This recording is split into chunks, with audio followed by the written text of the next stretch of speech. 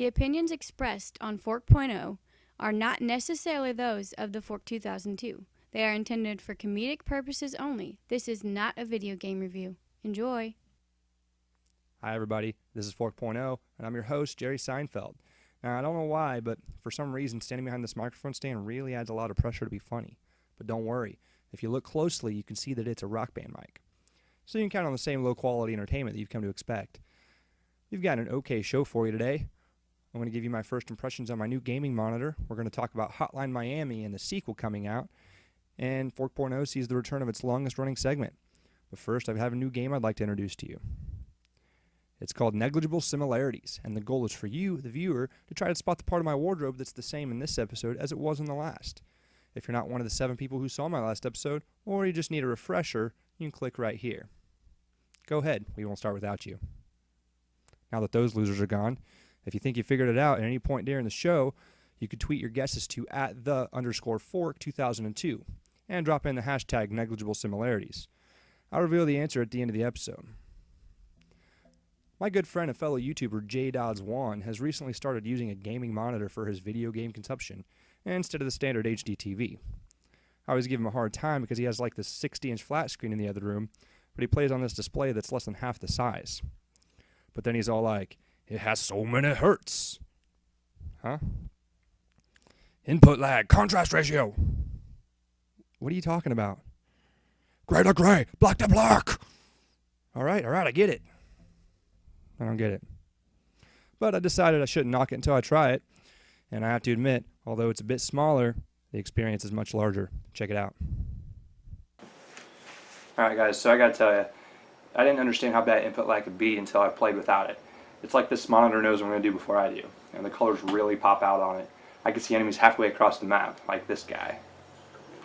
Just easy long shot. Take aim. What? How do you kill melee? That guy looked like he was a mile away. I don't even know how he saw me on his crappy TV. It's probably got a 1000-to-1 contrast ratio. If you're new to Call of Duty and need some tips, or you're a seasoned veteran who's looking for a deeper insight to the game, check out J.Dodds1's YouTube channel. He's got weapon breakdowns, class tutorials, and all kinds of other Call of Duty related content. And if you look closely, you can oftentimes see me dying in the background of his gameplay somewhere. He's also got a video explaining the usefulness of various gaming accessories, such as gaming monitors. If my impressions weren't helpful, he might have a few intelligent things to add. I'd link at the end of the video and in the description. Alright, imagine a time when you couldn't leave the room when taking a call, let alone the house, when we had answering machines instead of voicemail, and you didn't know who was calling until you actually picked up the phone. It's 1989 Miami. Hotline Miami is a top-down shooter released in October of 2012 for Windows. It's since been released on Mac, Linux, and PlayStations 3, 4, and Vita. Each mission starts with a call from a random stranger telling you to go to an address for a seemingly innocent reason. Hi, it's Kate from Hotline Miami's dating service. We have set up a date for you this evening. She'll be waiting for you at Southwest 53rd Place. As usual, make sure you wear something fancy. Oh, I will. Let me put on my murdering shoes, because apparently that's code for go there and kill everyone in sight. And you may not be going back to the future, but wherever it is, you'll get there in style. Once you get to the location, you choose from an assortment of animal masks, each giving the player a different special ability.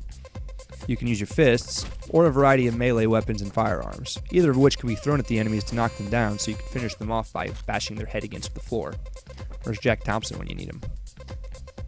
If you die, the game throws you right back in so you can develop a strategy pretty quickly. I heard there's a story, but I didn't notice. The gameplay alone is worth the playthrough. I mean, isn't mass murder the reason people play video games in the first place? No? Just me? Now, I could make some remark about this style of gameplay being new and unique, and that shows similar gameplay from the original Grand Theft Auto. And then I could say, well, 1980s Miami, at least that's unused for a video game, right? And then show the box art to Grand Theft Auto Vice City. But I'm not going to do that. I feel that as we grow and mature together, we don't need to resort to those kinds of cheap shots. Hotline Miami 2, wrong number, releases sometime in March. The gameplay is pretty much the same as the first. Supposedly this one also has a story. There are added masks, playable characters, as well as a level editor to be released in the spring. And though we've been largely desensitized to those types of games, Hotline Miami 2 isn't without controversy. The original demo of the game had a scene that implied a possible sexual assault, which caused a bit of a backlash.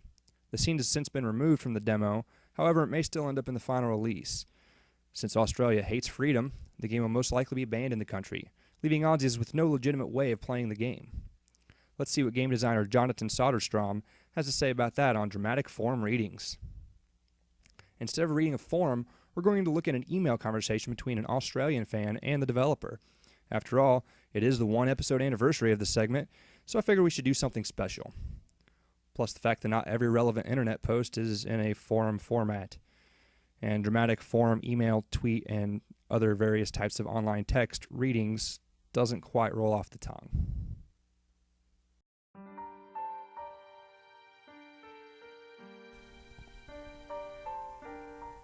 Hi there, mate. I'm from the land down under. Since Hotline Miami 2 has been refused classification, can I pay you directly to send me a copy? Max. Hi, Max. If it ends up not being released in Australia, just pirate it after release. No need to send us any money, just enjoy the game. Peace.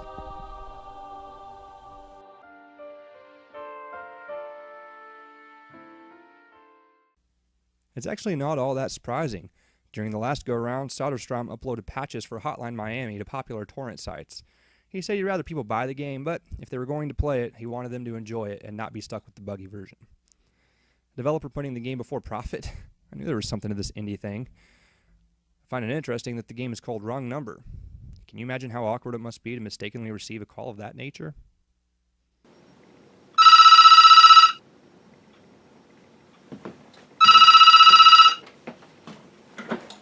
Hello, you reached the Fork residence. May I ask who's calling? Good evening. This is Blake speaking. We have a job for you. There is a power outage at 2400 East 7th Street. We want you to take care of it.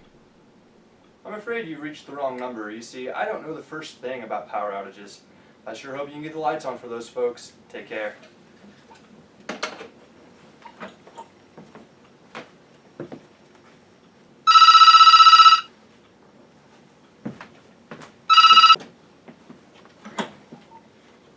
You've reached the Fork residence. May I ask who's calling? Hello, it's Linda. I need a babysitter right away. Got a few kids that need to be disciplined here. I'm at 2400 East 7th Street. I hate to cut you off, Linda, but you must have misdialed. I'm no babysitter. Oh, and Linda, I'm no doctor either, but may I recommend a throat lozenge? Bye-bye.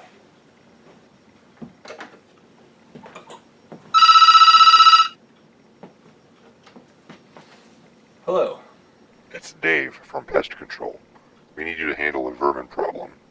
Look here, I don't take care of vermin, I do not babysit, and I am not an electrician. If you call back, I'll be forced to contact the authorities. What do you want? We need you to kill everyone at 2400 East 7th Street.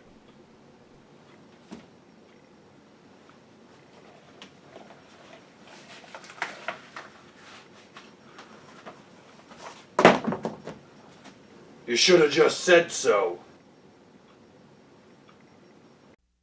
Oink oink. Sometimes when we play games online, we feel cheated because an opponent doesn't play the way we think they should. But sometimes those opponents are straight up D-bags, like PSN user HustleGang501.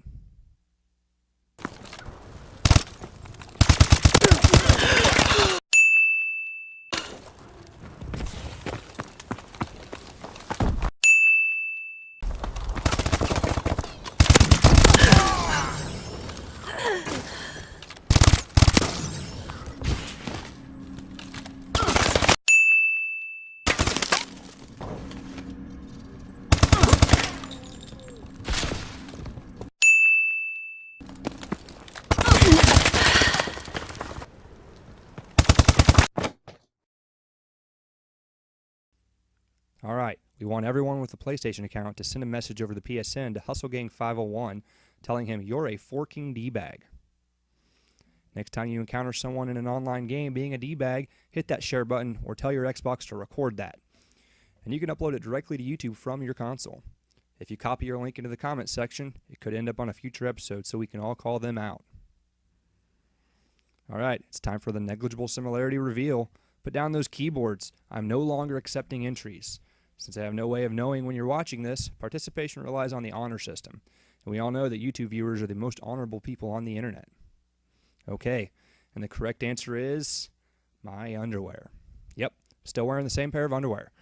If you got it, good job. There's no prize, but you can pat yourself on the back and pretend it was me. That's all we have for now. Thanks for watching. Be sure to like, comment, and subscribe to see future episodes and other stuff. Fork out. My eyes are up here.